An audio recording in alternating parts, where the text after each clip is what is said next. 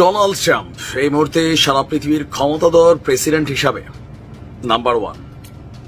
আপনি হয়তো হুকুম মানবেন, নয়তো আপনাকে শাস্তি দেবে আমেরিকা। আমেরিকা বলে যে আমরা পৃথিবীর যে কোনো জায়গায় ঢুকতে পারি, হোক সেটা পাহাড় পর্বত জমিন, হোক সেটা সেন্ট মার্টিন, নাম বলে নাই, বাট এদের বক্তব্য হচ্ছে কি আমরা পৃথিবীর যেখানে চাই অ্যাক্সেস নিতে পারি।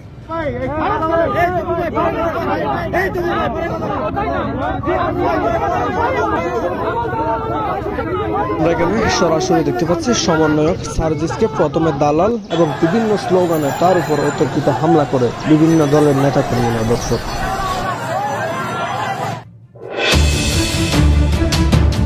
এবার বাংলাদেশ নিয়ে সিটি প্রকাশের পরে হঠাৎ করে সমন্বয়কদের উপর হামলা।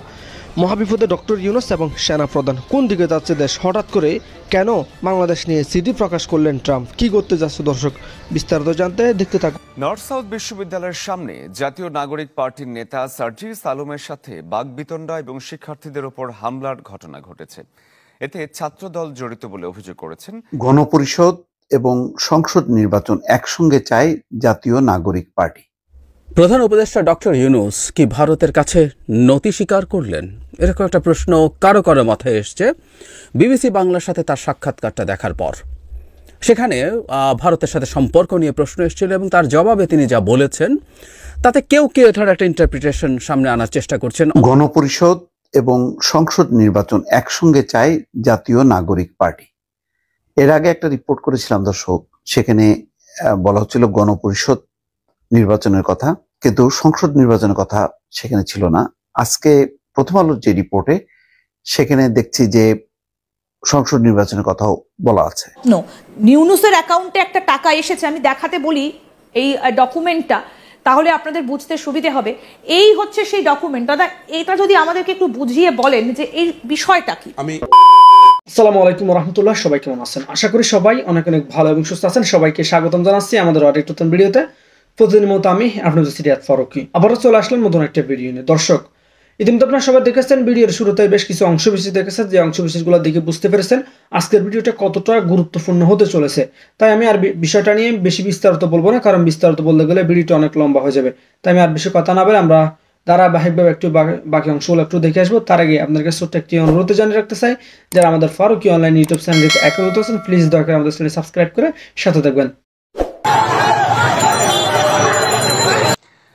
নর্থ সাউথ বিশ্ববিদ্যালয়ের সামনে জাতীয় নাগরিক পার্টির নেতা সার্জিস আলমের সাথে বাকবিতণ্ডা এবং শিক্ষার্থীদের উপর হামলার ঘটনা ঘটেছে। এতে ছাত্রদল জড়িত বলে অভিযোগ করেছেন বেসরকারি বিশ্ববিদ্যালয়ের শিক্ষার্থীরা। তারা জানান, সন্ধ্যার পর বসুন্ধরা আবাসিক এলাকার প্রাইভেট ইউনিভার্সিটির সহযোদ্ধাদের সাথে কথা বলতে যান জাতীয় নাগরিক পার্টির নেতা সার্জিস আলম। এ সময় ঢাবি সিন্ডিকেট নিয়ে স্লোগান দিয়ে বিশৃঙ্খলা সৃষ্টির চেষ্টা করেন 10-12 জন। সার্জিস আলম তার ভেরিফাইড ফেসবুক পেজে অভিযোগ করেন, ঢাবি সিন্ডিকেট নিয়ে যারা স্লোগান দিচ্ছিল তার নেতৃত্বে ছিল ছাত্রদলের কেন্দ্রীয় নেতা আহমেদ শাকিল। জড়িত বাকিদেরও দ্রুত বিচারের আওতায় আনার দাবি তোলেন সার্জিস। নর্থ সাউথ বিশ্ববিদ্যালয় 8 নম্বর গেট, যেখান থেকে সকল কিছুর শুরু, সেইখানে আমরা তাকে নিয়ে গিয়েছিলাম। কিন্তু সেইখানে আমরা দেখেছি দুর্বৃত্তরা সেখানে আমাদের অ্যাটাক করে। যে আহমেদ শাকিল আর মাশরুফ জামান, এই দুইজন এখানে করা হয়, ক্ষত করা হয়। 5ই আগস্টের পরে যদি আবার রক্ত খনন হয় ছাত্রদের শরীর থেকে, তার মানে কি এখানে আরেকটা দল আমাদের এগেইনস্ট হচ্ছে। ডোনাল্ড ট্রাম্প এই মুহূর্তে সারা পৃথিবীর ক্ষমতাধর প্রেসিডেন্ট হিসাবে নাম্বার 1। আপনি হয়তো হুকুম মানবেন, নয়তো আপনাকে শাস্তি দেবে আমেরিকা। আমেরিকা বলে যে আমরা পৃথিবীর যে কোনো জায়গায় ঢুকতে পারি, হোক সেটা পাহাড় পর্বত জমিন, হোক সেটা সেন্ট মার্টিন, নাম বলে নাই, বাট এদের বক্তব্য হচ্ছে কি আমরা পৃথিবীর যেখানে চাই অ্যাক্সেস নিতে পারি, যদি তুমি না দাও টুস করে দিব। তো ট্রাম্পের সাথে ডক্টর ইউনূসের যে সম্পর্ক, এটা আগে থেকে খারাপ। আর এই সরকার ক্ষমতায় আসার পর, ট্রাম্প ক্ষমতায় আসার পর দুইজনের মধ্যে সরাসরি কথোপকথন হয় নাই, ইলন মাস্কের সাথে হয়েছে, তাও এটা ব্যবসায়িক পারপাসে। ডক্টর ইউনূস গ্রামীণ ব্যাংকের ব্যবসায়ী, ইলন মাস্ক স্টারলিংক এর ব্যবসায়ী, তারা একটা প্রাইভেট বা বেসরকারি একটা চুক্তি নিয়ে আলোচনা চলছিল। এখন ট্রাম্প ক্ষমতায় আসার পর একটা বড় ধরনের ভূমিকা নিয়েছিল, সেই ভূমিকা এবার বাংলাদেশের ব্যাপারে নিতে যাচ্ছে। সরকারের পক্ষ থেকে গোপনে গোপনে যোগাযোগ করা হচ্ছে। Please please mister president Trump, হাত করা ফরাইয়েন না। কারে আসেন, গেল কয়েকদিন আগে আপনারা ভারতের কয়েকটা ভিডিও দেখছেন, আমরা খুব হাহারি দিয়েছিলাম যে ভারতীয়দেরকে, অবৈধ ভারতীয়দেরকে ধরে ধরে আমেরিকা তাদের সামরিক বিমানে হ্যান্ডকাপ লাগাইয়া, বেরিটেরি লাগাইয়া প্লেনে তুইলা পাঠায়। মোদি গেছে আমেরিকা, যা কয় ট্রাম্প দেখো ইয়ে মত কারো, আমার ইজ্জত কা ফালুদা ওরা আয় লগে তার কচ্চা কা ইংরেজিতে হাতে কইছে প্লিজ ডোন্ট ডু দিস। হ্যাঁ, তারপরে ট্রাম্প কয় হ্যাঁ আচ্ছা দেখা যাবে কইয়া পরের বার কিন্তু আবার এমনি চালানটা দিছে ভারতের নাগরিক গুলারে। এখন সেই খেলা বাংলাদেশের উপর আসতে যাচ্ছে, যদিও আমাদের সরকারের পক্ষ থেকে বাংলাদেশিদের যেন হাত করা পরিয়ে অসম্মানজনক উপায়ে দেশে ফেরত পাঠানো না হয় সেজন্য যুক্তরাষ্ট্রকে অনুরোধ জানানো হয়েছে। ট্রাম্প প্রশাসন বলছে আমেরিকাতে অবৈধ হয়ে পড়া বাংলাদেশি নাগরিকদের সংখ্যা কত তা যাচাই বাছাই চলছে, আর অনেককে গ্রেপ্তারও করা হয়েছে। তবে কবে থেকে তাদের ফেরত পাঠানোর প্রক্রিয়া স্পষ্টত ডেট আমরা গণমাধ্যমে না দেখলেও গণমাধ্যম বলছে যে কূটনৈতিক সূত্রগুলোর মাধ্যমে, আপনার প্রথম আলোর প্রতিবেদন যে ঢাকায় যুক্তরাষ্ট্রের যে দূতাবাস আছে এরা গত মাসে বাংলাদেশ সরকারকে অবৈধ হয়ে পড়া লোকজনকে, মানে বাংলাদেশি লোকজনকে ফেরত পাঠানোর ব্যাপারে বিষয়টি অবহিত করেছে। আর এ ব্যাপারে সরকারকে একটি কূটনৈতিক পত্র পাঠানো হয়েছে। তো বাংলাদেশের ক্ষেত্রে, সারা পৃথিবীর মতন বাংলাদেশের ক্ষেত্রেও একই ঘটনা ঘটবে। তবে বাংলাদেশের লোকজনকে যাতে সম্মানজনক উপায়ে ফেরত পাঠানো হয়, অসম্মানজনকভাবে ফেরত পাঠানো না হয়, তা নিয়ে যুক্তরাষ্ট্রকে অনুরোধ জানানো হয়েছে। এদিকে যুক্তরাষ্ট্রের অবৈধ হয়ে পড়া লোকজনকে ফেরত আনার জন্য আপনার গতকালকে সচিবালয়ে আন্তঃমন্ত্রণালয় বৈঠক অনুষ্ঠিত হয়েছে। লেফটেন্যান্ট জেনারেল জাহাঙ্গীর আলম চৌধুরী এতে সভাপতিত্ব করেন। এখন আমার মনে হয় না যে ট্রাম্প এগুলো মানবে। ধরেন মোদি সরাসরি আমেরিকা গেছে, ট্রাম্পের সাথে দেখা হয়েছে, তারপরও ট্রাম্প কিন্তু সিদ্ধান্ত বদলায় নাই। সেক্ষেত্রে ডক্টর ইউনূসের নাম শুনলে ট্রাম্পের ফিলিংস কি হয় জানি না, বাংলাদেশে ভালো করে চিনেই না। তো সেই ক্ষেত্রে এখানে আলাদা কোনো কূটনীতিক দিয়ে কাজ করবে আপনার মনে হয়? আগে বাইডেনের সাথে হয়তো রাষ্ট্রদূতরা একটু কথাবার্তা বলতে পারতো, ট্রাম্পকে কি হোয়াট, না না কিচ্ছু না কাকা, আপনি যেটা মনে করেন ইউ আর অলওয়েজ রাইট, এরকম ডিসিশন ট্রাম্প নেয়। তবে আমরাও চাই একজন বাংলাদেশি হিসাবে যারা যুক্তরাষ্ট্রে আছে সাবধানে থাকবেন। ধরা পড়লে কিন্তু হয়তো গুয়াতেমালা যে কারাগার আছে হয়তো ওইখানে, নয়তো বাংলাদেশ ডাইরেক্ট। আল্লাহ সবাইকে হেফাজত করুক। প্রধান উপদেষ্টা ডক্টর ইউনূস কি ভারতের কাছে নতি স্বীকার করলেন? এরকম একটা প্রশ্ন কারো কারো মাথায় এসছে বিবিসি বাংলার সাথে তার সাক্ষাৎকারটা দেখার পর। সেখানে ভারতের সাথে সম্পর্ক নিয়ে প্রশ্ন এসেছিল এবং তার জবাবে তিনি যা বলেছেন তাতে কেউ কেউ এটার একটা ইন্টারপ্রিটেশন সামনে আনার চেষ্টা করছেন। অন্তত কারো কারো মনে, বা আমাকে যারা নিয়মিত শোনেন তাদের কারো কারো মনে এই ধরনের প্রশ্ন সম্ভবত এসেছে। কারণ আমি দেখেছি আমার ওই তার ইন্টারভিউকে ভিত্তি করে যে ভিডিও করেছিলাম তার নিচে কেউ কেউ এই ধরনের মন্তব্য করেছেন যে তিনি ভারতের ব্যাপারে এত নমনীয় কেন, তিনি কি ভারতের কাছে নতি স্বীকার করছেন। আমরা একটা জিনিস, আমরা আসবো উনি আসলে কি বলেছেন এবং আদতে আমি তা মনে করি কিনা সে ব্যাপারে কথা বলবো। কিন্তু একটা জিনিস আমার মনে হয় এই সরকারের একটা জিনিসকে যদি কেউ পিক করতে বলেন যে সরকারের প্রধান সফলতা কি, সরকারের অনেক অনেক ব্যর্থতা আছে। মানে এই সরকার আহত মানুষদেরও ঠিক মতো চিকিৎসার ব্যবস্থা করতে পারেনি, এই গণ অভ্যুত্থানে আহত মানুষের। মানে এই একটা ব্যর্থতা যথেষ্টের বেশি টু প্রুভ যে এই সরকারটা কতটা ব্যর্থ।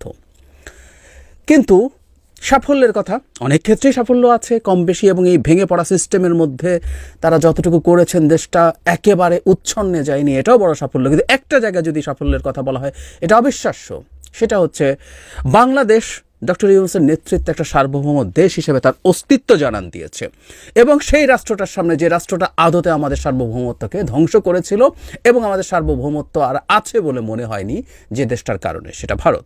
সো ভারতের সামনে মাথা উঁচু করে বুক চিতিয়ে দাঁড়িয়েছিলেন ডক্টর ইউনূস, এবং আমরা একটা স্বাধীন সার্বভৌম দেশ হিসেবে আমাদের অস্তিত্ব ভারতকে জানান দিয়েছি।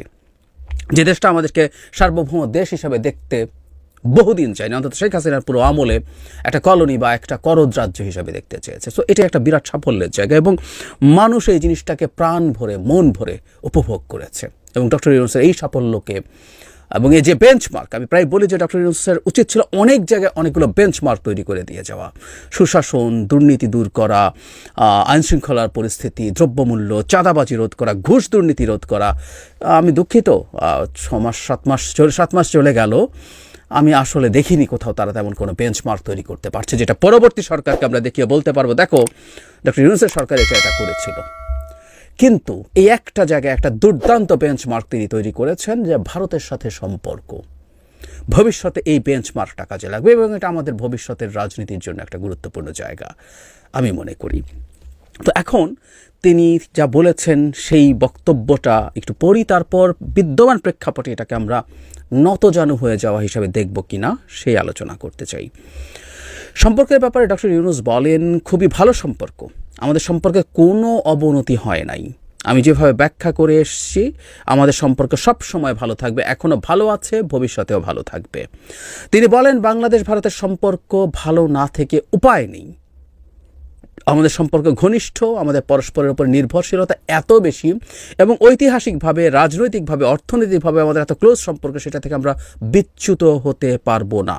তবে মাঝখানে কিছু কিছু দ্বন্দ্ব দেখা দিয়েছে, আমি বলেছি মেঘ দেখা দিয়েছে। মেঘগুলো মোটামুটি এসেছে অপপ্রচার থেকে। এই অপপ্রচারের ফলে আমাদের সঙ্গে একটা ভুল বোঝাবুঝি হয়ে গেছে, সেই ভুল বোঝাবুঝি থেকে আমরা উত্তরণের চেষ্টা করছি। বেশ কিছু বাক্য দিয়ে তিনি আসলে অবস্থা ব্যাখ্যা করার চেষ্টা করছেন এবং যে কারণে অনেকের কনফিউশন হয়েছে। তিনি মানে খুবই ভালো সম্পর্ক, কোনো অবনতি হয় নাই, সব সময় ভালো থাকবে, এখনও ভালো আছে, ভবিষ্যতেও ভালো থাকবে, এক ধরনের মনে হয় যে এনফোর্সড অপটিমিজম, খুব জোর করে গায়ের জোরে আশাবাদী হওয়া বা বাস্তবতাকে অস্বীকার করা। ভারতের সাথে আমাদের সম্পর্ক এখন ভালো না, এবং ভালো না থাকার জন্য আমাদের ন্যূনতম কোনো দায় নেই। এই সরকারের দায় নেই, আমাদের জনগণের কোনো দায় নেই, এককভাবে এই দায় ভারত সরকারের। এবং কিছু কিছু ডিসইনফরমেশন, মিসইনফরমেশন হলে একটা কথা ছিল, মানে এখানে তার বক্তব্যে যে জায়গাগুলো ধরা যায়, যেমন কেউ কেউ বলছেন সেটা এই মেঘগুলো মোটামুটি এসেছে অপপ্রচার থেকে। মানে অপপ্রচারের ক্ষেত্রে তো ইংরেজিতে আমরা রাদার যদি বলি, দুটো শব্দ আমরা ব্যবহার করি, একটা হচ্ছে মিসইনফরমেশন, কখনো কখনো কোনো ভুল তথ্য হয়ে যায় অসতর্কতায় বা অনিচ্ছাকৃতভাবে। আর কিছু কিছু মিথ্যা কথা কেউ কেউ প্রচার করেন, যেগুলোকে ইংরেজিতে আমরা ডিসইনফরমেশন বলি। বাংলাদেশ সম্পর্কে ভারতীয় মিডিয়া এবং ভারতীয় মিডিয়ার যেসবের বিষয়ের উপরে ভারতের অফিসিয়াল স্টেটমেন্টস আছে, সেগুলো সবগুলো জনাব মোদি আমাদের প্রধান উপদেষ্টার সাথে কথা বলা থেকে শুরু করে তাদের মিনিস্ট্রি অফ এক্সটার্নাল অ্যাফেয়ার্সের দিক থেকে যতগুলো স্টেটমেন্ট দেওয়া হয়েছে, অত্যন্ত মিথ্যা, ভ্রান্ত, ডিসইনফরমেশনের উপর ভিত্তি করে দেওয়া হয়েছে। সুতরাং ডিসইনফরমেশন দিকেও যখন কারোর সাথে সম্পর্ককে সমস্যা তৈরি করে, তখন বুঝতে হবে এটা একেবারে পরিকল্পিত। সুতরাং ভারত আমাদের সাথে সম্পর্ক পরিকল্পিতভাবেই, কূটনীতির ভাষা যেটাকে বলে ডাউনগ্রেড করেছেন, কোনো সন্দেহ নাই এতে। ফলে আমরা ভারতের সাথে আমাদের সম্পর্ক ভালো আছে, ভবিষ্যতেও ভালো থাকবে, এই কথাগুলো আসলে মানে মনে হয় যে খুবই এনফোর্স করা হচ্ছে। তবে তিনি এই যে কথাটা বলেছেন, এটা আমি একেবারেই একমত। বাংলাদেশ ভারতের সম্পর্ক ভালো না থেকে উপায় নেই, আমাদের সম্পর্ক ঘনিষ্ঠ, আমাদের পরস্পরের উপর নির্ভরশীলতা এত বেশি এবং ঐতিহাসিকভাবে, রাজনৈতিকভাবে, অর্থনৈতিকভাবে আমাদের এত ক্লোজ সম্পর্ক, সেটা থেকে আমরা বিচ্যুত হতে পারবো না। ক্লোজ সম্পর্ক নাই, কিন্তু আমাদের এত বেশি এনগেজমেন্ট আছে বিভিন্ন জায়গায়, আমাদের আসলে দুটো দেশ আমরা অ্যাফোর্ড করতে পারি না, এটা আমি বিশ্বাস করি, এটা আমি মনে করি। এটাতেই আসলে আমরা জবাব পাবো তিনি আদতে আসলে কি করতে চেয়েছেন।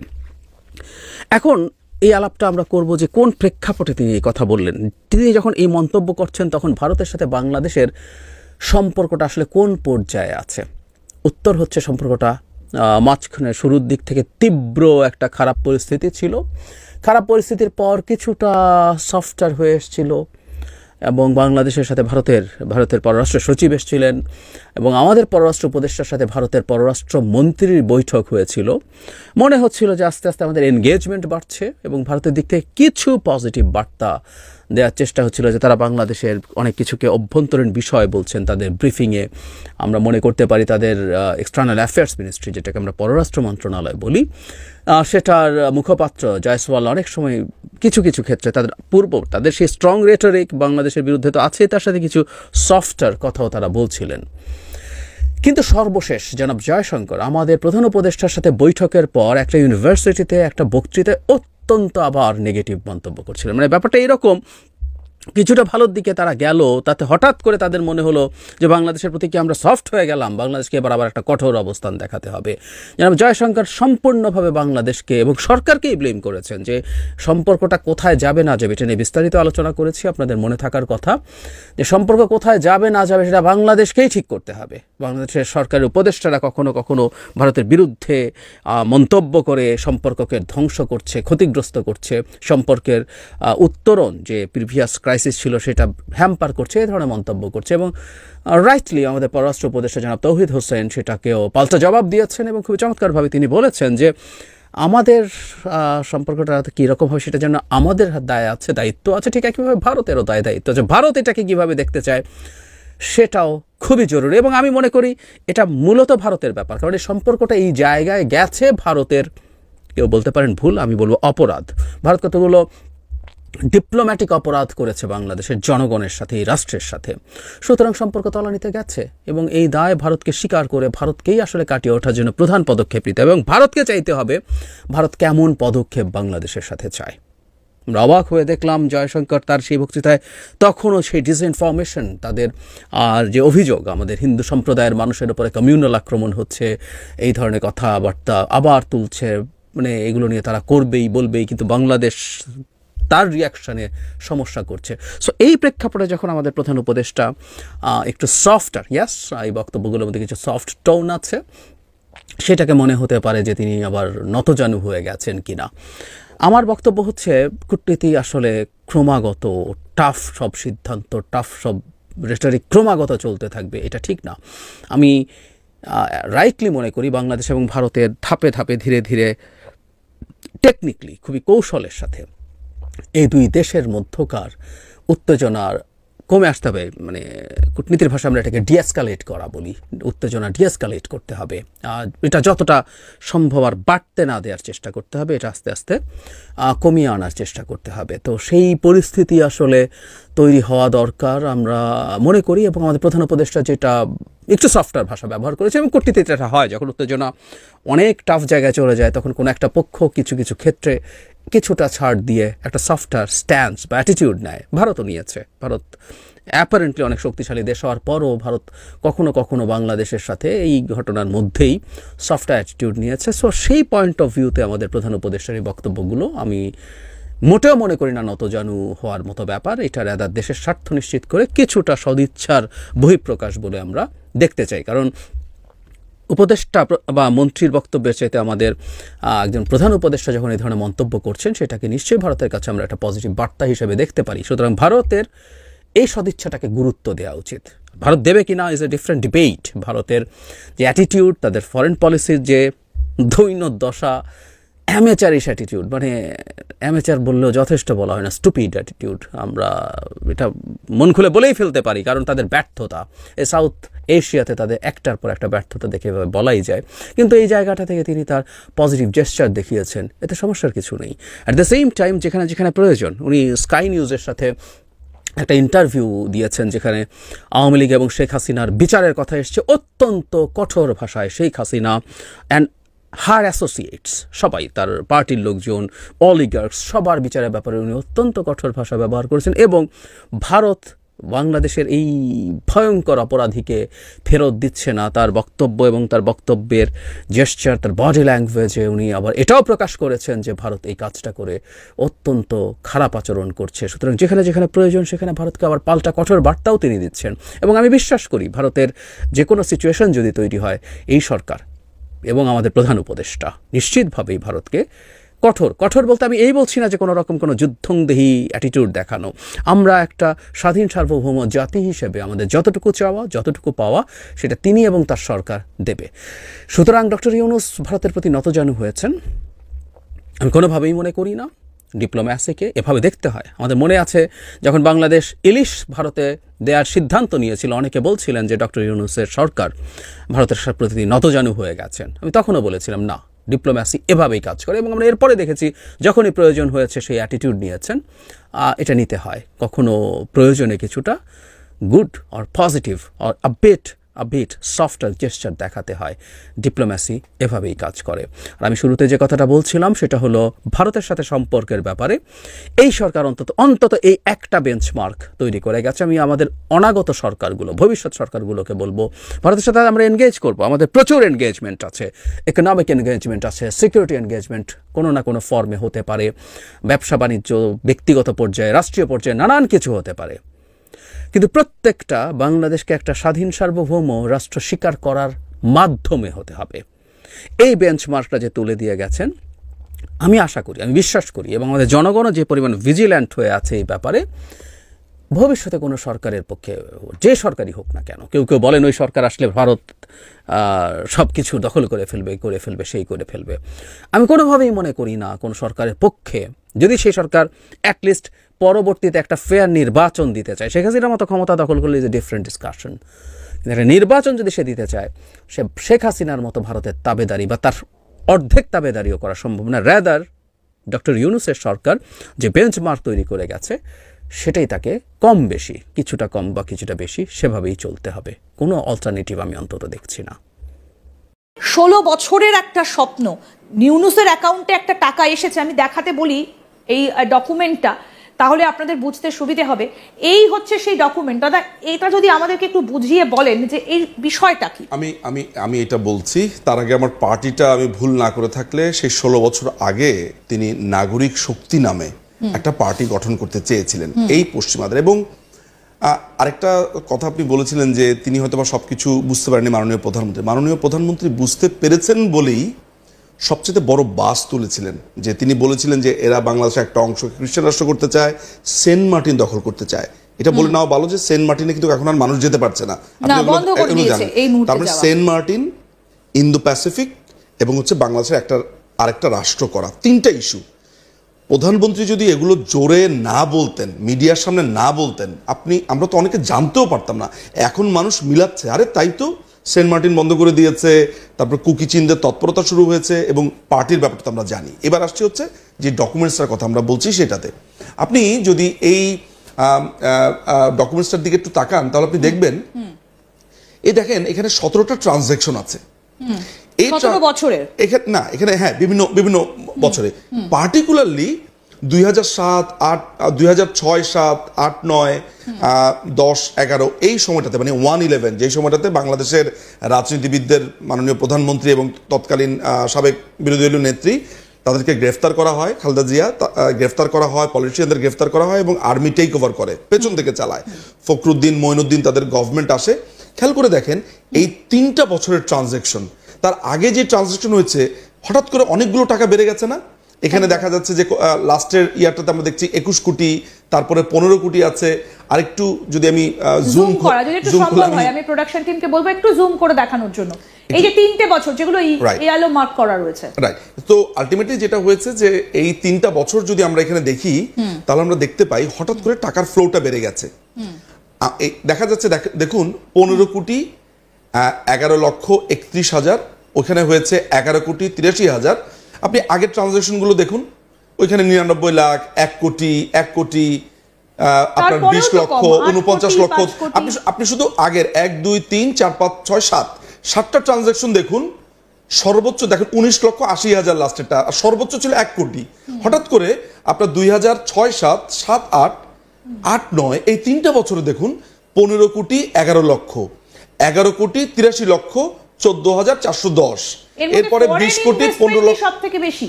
এবং দেখুন এখানে ফরেন ট্রানজাকশনটা দেখুন, হঠাৎ করে তার কাছে এত টাকা এলো কেন? এর কারণ হচ্ছে এই দল গঠনের জন্য। সে একটা বিশাল স্টেটমেন্টও লেখে, দল গঠন করবে, পরবর্তী সময় সে কিন্তু ফেইল করে। এই যে তার একটা দীর্ঘদিনের স্বপ্ন, এইটা কিন্তু সে বাস্তবায়ন করছিল আস্তে আস্তে পেছনে। সে প্রথমে 2023 সালের 4ই অক্টোবর একটি ছাত্র সংগঠন গঠন করে। এটা সম্ভবত এটা নাম দিয়েছে ছাত্র শক্তি। এরা এই পার্টিটা গঠন করে এবং আমরা অনেকে এটা নোটিস করিনি, কারণ 5-6 জন মিলে এরা পার্টি বানিয়েছে।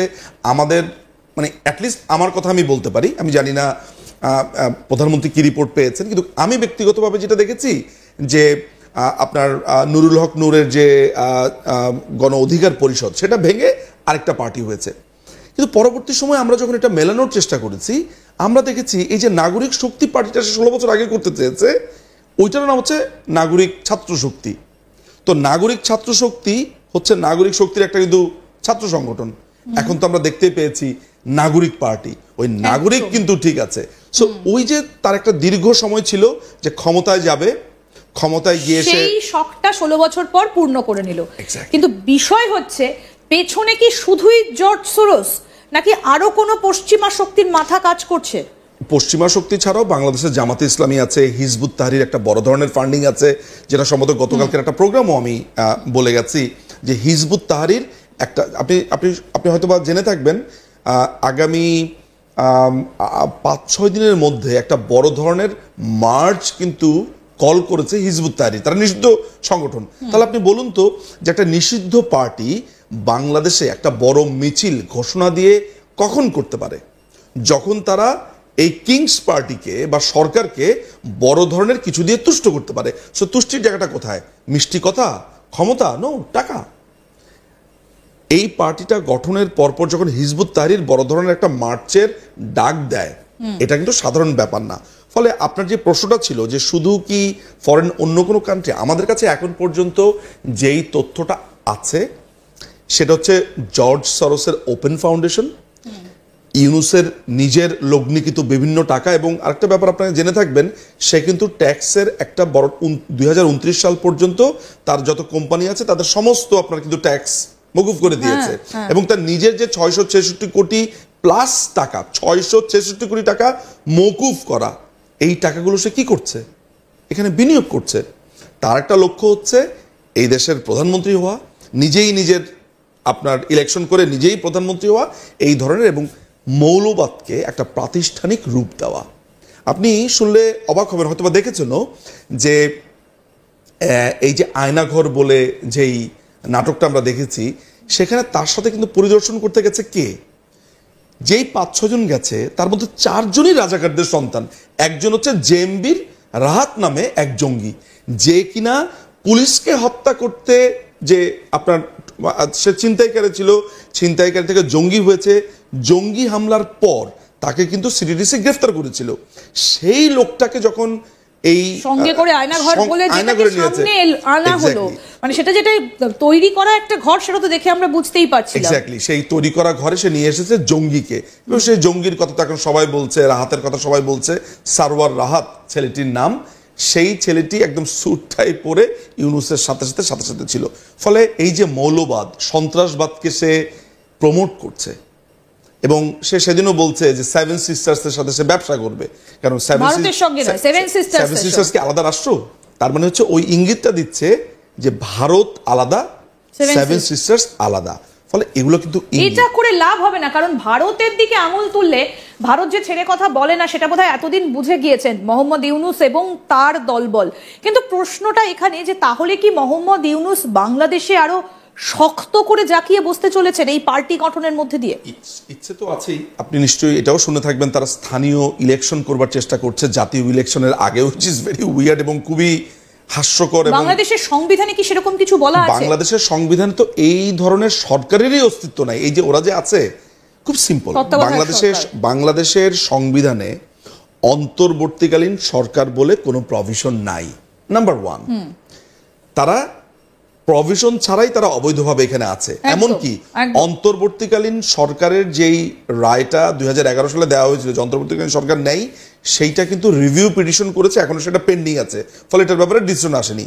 নিয়ম অনুযায়ী এখনো কিন্তু তত্ত্বাবধায়ক সরকারের সিস্টেম। কিন্তু একটা কথা তাহলে বলুন, সংবিধান অনুযায়ী তাহলে তো যদি সরকার না থাকে তাহলে তো রাষ্ট্রপতি শাসন জারি করে সেনার হাতে ক্ষমতা যাওয়ার কথা।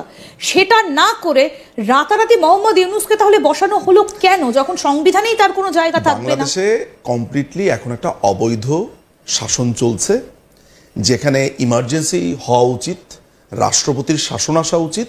সেখানে রাষ্ট্রপতি কেন দিচ্ছেন না, সেনাবাহিনী কেন এই ব্যাপারে কথা বলছে না, বা যাদের শৌর্য বীর্য আছে অ্যাটলিস্ট কথা বলবার, তারা কেন বলছে না? ওয়াকারুজ্জামান তো বলছে তিনি তো হতাশ, ছেড়ে দিয়েছেন হাল, তো তার বক্তব্য থেকে দেখা যাচ্ছে। এখনো পর্যন্ত কিন্তু বাংলাদেশের প্রধানমন্ত্রী, মানে আইন অনুযায়ী, সংবিধান অনুযায়ী এখনো গণপ্রজাতন্ত্রী বাংলাদেশের প্রধানমন্ত্রী শেখ হাসিনা, এবং এখনো পর্যন্ত মানে 5ই আগস্টের পর থেকে যা করেছে সবকিছু কিন্তু অবৈধ। গণপরিষদ এবং সংসদ নির্বাচন একসঙ্গে চায় জাতীয় নাগরিক পার্টি। এর আগে একটা রিপোর্ট করেছিলাম দর্শক, সেখানে বলা হচ্ছিল গণপরিষদ নির্বাচনের কথা, কিন্তু সংসদ নির্বাচনের কথা সেখানে ছিল না। আজকে প্রথম আলোর যে রিপোর্টে সেখানে দেখছি যে সংসদ নির্বাচনের কথাও বলা আছে। তো এটা ভালো একটা অগ্রগতি, যদিও আমার যেটা ধারণা যে গণপরিষদের নির্বাচন বড় রাজনৈতিক দল বিএনপি চাইবে না। এখানে বিএনপি একটা ফ্যাক্টর, এখানে যত যাই বলুক না কেন গণঅভ্যুত্থানের মধ্য দিয়ে ছাত্ররা নেতৃত্ব দিয়েছে বটে, কিন্তু এই আন্দোলন গোটা এক যুগেরও বেশি সময় ধরে বিএনপি অব্যাহতভাবে করেছে। ফলে বিএনপির একটা গুরুত্বপূর্ণ এখানে বক্তব্য আছে। বাম গণতান্ত্রিক জোট, অনেকগুলো রাজনৈতিক প্রতিষ্ঠিত রাজনৈতিক দল, সেই দলগুলো কখনো গণপরিষদের কথা বলেনি। আর কেউ বলেছে কিনা জানি না। যেখানে এতগুলো রাজনৈতিক দল বারবার বলছে যে সংকট কাটাতে দ্রুত সংসদ নির্বাচন দরকার, সেখানে এই সংসদ নির্বাচনের সাথে আবার গণপরিষদ যুক্ত করা, এটা আমার মনে হয় যে বাস্তবে সম্ভব না। এছাড়া ওই গণপরিষদ নির্বাচন, সেকেন্ড প্রোক্লেমেশন, তারপরে নতুন সংবিধান, এই বিষয়গুলোকে বিএনপি বলছে যে এটা ষড়যন্ত্র হিসেবে দেখছে। সালাউদ্দিন আহমেদের বক্তব্য দেখেন, মির্জা আব্বাসের বক্তব্য দেখেন, আমির খসরু মাহমুদ চৌধুরীর বক্তব্য দেখেন, সবাই কিন্তু এটা নেতিবাচক ভাবে নিচ্ছে। ফলে এইসব ব্যাপারে রাজনৈতিক ঐক্যমত্য ছাড়া আলাদাভাবে এগোনো খুব কষ্টকর। এটা যদি জাতীয় গণতান্ত্রিক পার্টি এগোতে চায় তাহলে শুরুতেই কিন্তু ঝামেলা বাঁধবে বড় রাজনৈতিক দলগুলোর সঙ্গে, এবং এই ঝামেলা অন্তর্বর্তী সরকারের নিতে পারবে না, তাদের জন্য খুব ডিফিকাল্ট হবে। এবং যদি কোনো কারণে সরকার যদি ছাত্রদের এই দাবির ব্যাপারে যদি আগ্রহ দেখায় তাহলে কিন্তু সরকার বিতর্কিত হবে।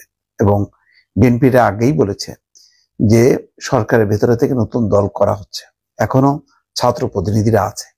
ফলে এই সরকার নির্বাচন পরিচালনায় নিরপেক্ষ হবে, এটা কিন্তু বিশ্বাসযোগ্য হবে না এবং বিএনপিটা মানতে চাইবে না। ফলে খুবই একটা ক্রিটিক্যাল অবস্থায় যে নতুন নতুন যে দাবি, যে নতুন সংবিধান, সেকেন্ড প্রোক্লেমেশন, এই বিষয়গুলো অতটা সোজা না। যাই হোক, নাহিদ ইসলাম বলছেন গণপরিষদ নির্বাচন এবং জাতীয় সংসদ নির্বাচন একসঙ্গে হতে পারে, এর মাধ্যমে নতুন কাঠামো এবং নতুন বাংলাদেশ গড়ে তোলা সম্ভব। গণপরিষদ নির্বাচনের মাধ্যমে একটি নতুন সংবিধান প্রকৃত গণতান্ত্রিক প্রক্রিয়ায় উত্তরণে সহায়তা করবে। নতুন সংবিধানের ব্যাপারেও তো আপত্তি আছে। সংবিধান সংশোধনের কথা বলা হচ্ছে যে নির্বাচনের পর যারা নির্বাচিত হবেন তারা পার্লামেন্টে সংবিধানের প্রয়োজনীয় সংশোধন করবেন, কিন্তু এখন এত ঝামেলার মধ্যে যাওয়া যাবে না। যাক, এটা সাভার স্মৃতিসৌধ এবং তারপরে রায়ের বাজার কবরস্থানে গেছেন ছাত্র নেতারা, ভালো। এইটা অন্তত স্বাধীনতা মুক্তিযুদ্ধের প্রতি তাদের এই অঙ্গীকারটা খুবই আশা জাগায় নিয়ে। কিন্তু রাজনৈতিক বিভিন্ন ইস্যুগুলো নিয়ে যেভাবে এগোচ্ছে জাতীয় গণতান্ত্রিক পার্টি তার মতন করে, তার সাথে যদি অন্য রাজনৈতিক দলগুলোর সমন্বয় না ঘটে তাহলে সংঘাত অনিবার্য। দর্শক, ভালো থাকবেন। আমরা আজকে যে সারা দেশে আলোচিত এবং সমালোচিত যে খবরগুলো আছে সেগুলো বেশ কিছু ভিডিও আপনাদের মাঝে তুলে ধরার চেষ্টা করেছি, যেগুলো ভিডিও দেখে আপনাদের মতামত অবশ্যই কমেন্ট করে জানাবেন। এখানে আমাদের ব্যক্তিগত কোনো মতামত নেই, আপনারা ইতিমধ্যে ভিডিওগুলো দেখেছেন, যে ভিডিওগুলো দেখে বুঝতে পেরেছেন আজকে ভিডিওটি কতটুকু গুরুত্বপূর্ণ ছিল। তো অবশ্যই যারা এতক্ষণ পর্যন্ত আমাদের সাথে ছিলেন তাদেরকে অসংখ্য ধন্যবাদ জানিয়ে এখানে শেষ করবো আজকের ভিডিও। ভালো থাকবেন, সুস্থ থাকবেন, আল্লাহ হাফেজ।